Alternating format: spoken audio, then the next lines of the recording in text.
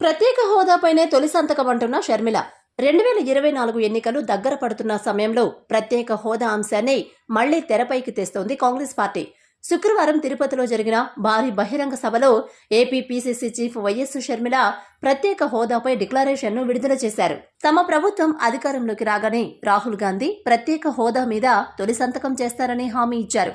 తిరుపతిలోని తారక రామ స్టేడియంలో జరిగిన ఈ సభకు షర్మిల, సచిన్ పైలట్, ఇతర సీనియర్ నాయకులు హాజరయ్యారు. ఈ సభలో ప్రధాని మోదీ బీజేపీపై సంచలన వ్యాఖ్యలు చేశారు షర్మిల. మోసం చేసేవాడే మోదీ అని, తిరుపతి సాక్షిగా ప్రత్యేక హోదా హామీ ఇచ్చిన మోదీ ఆ 3 నామాల వారికి పంగనామాలు పెట్టాడని ఆరోపించింది. ప్రత్యేక హోదా ఆంధ్రుల హక్కని అన్నారు. హోదా ఇవ్వకుండా తల్లిలాంటి ఆంధ్ర రాష్ట్రాన్ని మోదీ చంపేశారని అన్నారు. పోలవరం కట్టకుండా రాష్ట్రాన్ని చంపుతోంది కూడా మోదీనే అన్నారు. విభజన హామీలు అమలు చేయకుండా మోదీ రాష్ట్రానికి తీవ్ర అన్యాయం చేస్తున్నాడని అన్నారు. హోదా ఇచ్చేవాళ్లు కావాలా, హోదాను తాకట్టు పెట్టేవాళ్లు కావాలా అని అన్నారు. కోమాలో ఉన్న కాంగ్రెస్లో చేరింది కేవలం విభజన హామీల అమలు కోసమేనని స్పష్టం చేశారు. హోదా కోసం ఆరాటపడేవారికి, హోదాను తాకట్టు పెట్టేవారికి మధ్య పోరాటం జరుగుతోందని అన్నారు. ప్రత్యేక హోదాతో పాటు రాజన్న సంక్షేమ రాజ్యం తేవటమే తన లక్ష్యమని అన్నారు. అభివృద్ధి గురించి కాంగ్రెస్ పార్టీ చాలా చిత్తశుద్ధితో నిలబడాలి అని నిర్ణయం తీసుకున్నాం కాబట్టే రాబోయే 1వ తేదీన తిరుపతిలో ఒక సభ పెట్టి ప్రత్యేక హోదా డిక్లరేషన్ ఒకటి కాంగ్రెస్ పార్టీ అనౌన్స్ చేయబోతుంది. ప్రత్యేక హోదా డిక్లరేషన్ ఎందుకు అవసరమో అందరికీ తెలుసు. కానీ అంత ముఖ్యమైన ప్రత్యేక హోదా గురించి ఈ రోజు ఆంధ్ర రాష్ట్రంలో అసలు ఊసే లేకుండా పోయింది. వాళ్ళ రాజకీయ అవసరాల కోసం ప్రత్యేక హోదా గురించి పదే పదే వాడుకున్నారు. కానీ అధికారంలోకి వచ్చిన తర్వాత మాత్రం ప్రత్యేక హోదా ఊసే లేకుండా పోయింది. ఆ రోజు కాంగ్రెస్ పార్టీ 5 సంవత్సరాలు ప్రత్యేక హోదా అంటే ఆ రోజు బీజేపీ పార్టీ చెప్పిన మాట లేదు, 10 సంవత్సరాలు ప్రత్యేక హోదా ఇస్తాము అని మోడీ గారు అదే పనిగా తిరుపతిలో సభ పెట్టి మేము 10 సంవత్సరాలు ప్రత్యేక హోదా ఇస్తాము అని ఎంతో భక్తి ఉంది నాకు అని చెప్పుకునే మోడీ గారు తిరుపతి పుణ్యక్షేత్రంలో మాటియడం జరిగింది. అదే తిరుపతి వేదికగా మేము కూడా ఈ ప్రత్యేక హోదా డిక్లరేషన్ ఏ మైదానంలో అయితే మోడీ గారు మాటిచ్చారో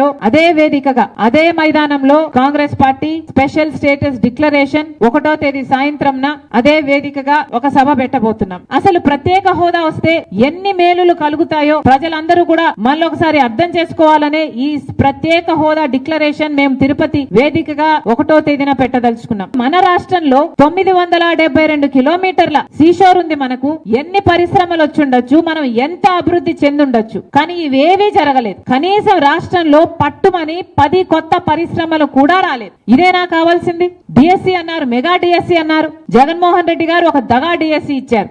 2,30,000 ప్రభుత్వ శాఖల్లో ఉన్న ఉద్యోగాలను భర్తీ చేస్తామని చెప్పారు. ఏపీపీఎస్సీ ద్వారా ప్రభుత్వ శాఖల్లో భర్తీ చేసిన ఉద్యోగాలు కనీసం ఈ 5 సంవత్సరాలలో కనీసం 2-3 వేల ఉద్యోగాలు కూడా కాదు.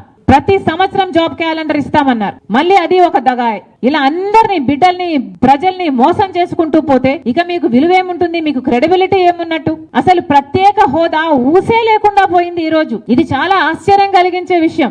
ఒక కాంగ్రెస్ పార్టీ మాత్రమే ఈ రోజు ప్రత్యేక హోదా గురించి మాట్లాడుతుంది అంటే ఇది ఎంత పాలక పక్షానికైనా ప్రతిపక్షానికైనా అవమానంగా లేదా? మీకు అధికారం ఇచ్చింది ఎందుకు ప్రజలు? మీరు ప్రత్యేక హోదా అని చెప్పి కదా అధికారం తెచ్చుకున్నారు. ప్రత్యేక హోదా గురించి మాట్లాడి కదా మీరు ఓట్లు దండుకున్నారు. చంద్రబాబు గారేమో ప్రత్యేక హోదా మనకు సంజీవిని అన్నారు. నన్ను ముఖ్యమంత్రిని చేయండి, నేను నవ్యాంధ్రను చేస్తాను అన్నాడు. ఇన్ని మాటలు చెప్పిన చంద్రబాబు గారు ముఖ్యమంత్రి అయ్యాక ప్రత్యేక హోదాను పూర్తిగా విస్మరించారు. అప్పుడు ప్రతిపక్ష నాయకుడిగా ఉన్న జగనన్న గారు ప్రత్యేక హోదా గురించి ఎన్నో ఉద్యమాలు చేశారు. ప్రత్యేక హోదా కోసం మూకుమ్మడి రాజీనామాలు చేద్దాము అన్నారు. అప్పుడు కేంద్రం ఎందుకు దిగిరాదో చూద్దాము అన్నారు అని ప్రతిపక్షంలో మాట్లాడిన జగనన్న గారు ముఖ్యమంత్రి అయిన తర్వాత ఎంతమంది రాజీనామాలు చేశారు? ఎంతమంది పోరాడారు? మీ పదవులు మాత్రం మీరు అట్టి పెట్టుకున్నారు. బీజేపీతో మీ దోస్తీ కోసం ఆఖరికి ప్రత్యేక హోదాను కూడా తాకట్టు పెట్టారు అంటే ఇక మీరు ఏమి నాయకులు? మరి వీళ్ళందరినీ ఎందుకు నమ్మాలి? ఆలోచన చేయండి.